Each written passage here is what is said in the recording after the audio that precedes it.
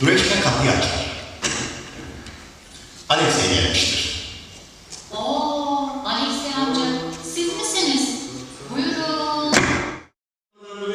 Belki de soğuk gelmemiştir hayvana. Bay Timsahçı, bakar mısınız? Evet efendim, buyurun. Kaç yaşında bir timsah kuzu? Bayan Şehit sahneye girer. Bu dünyada eşi benzeri bulunmaz. Koca dünyada bu kadar büyük timsah kastıran yaparım. Fakat bana da... Hayır, İki yaşında Zimmerman çarpılmış bir Bu sırada timsahın umurtusu ve havuzdaki devrinden kaynaklanan sesler Ivan'ın dediklerinin bundan sonraki bölümünün duyulmasını engeller. Hayvan görürken sevdiğinde korktuğu gözlenir. Ya anlamıyorum. Bu ses bana bilmiyorum bilgileri. Bir daha tekrarlar mısın? öyle konuşma. Bu hayvan süre falan değil. Sadece size dramatizmi yapması gereken egzersizini yapıyor. Her sabah egzersiz yaparken böyle sesler çıkartıyor.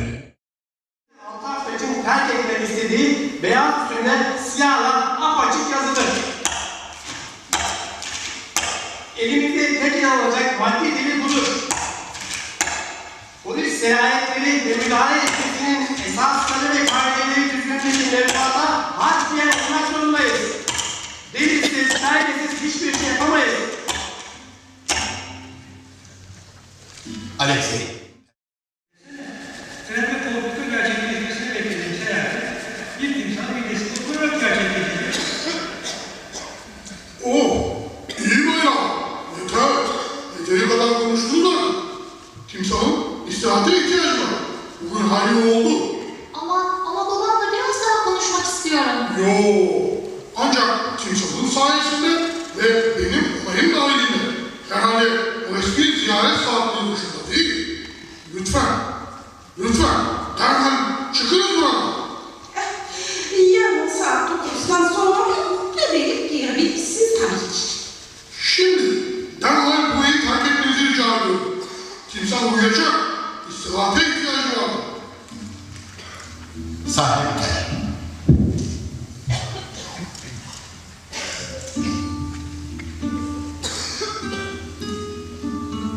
O ikinci sahne Alexey perde önünde seyircilere Nevski bulvarına çıktığımız zaman Dureçka ile birbirimize baka kalmıştık.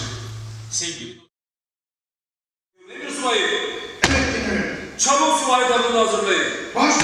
10 atlıyla derhal yola çıkacak. Bölge polis komiserine de haber verin. Baş üstüne. general ve emir subayı sahneden çıkarlar. Sahne biter.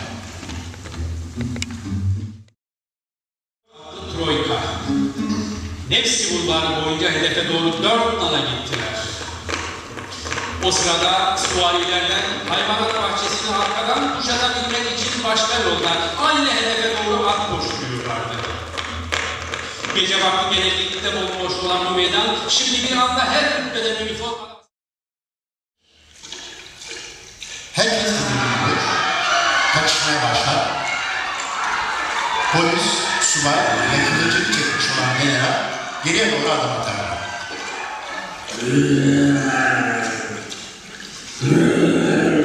Tamam Karlo, sakin ol. Ben 39 yıllık meyveleti adayan ve son 15 günlük timsahın midesinde geçiren Ivan Ivanoviç.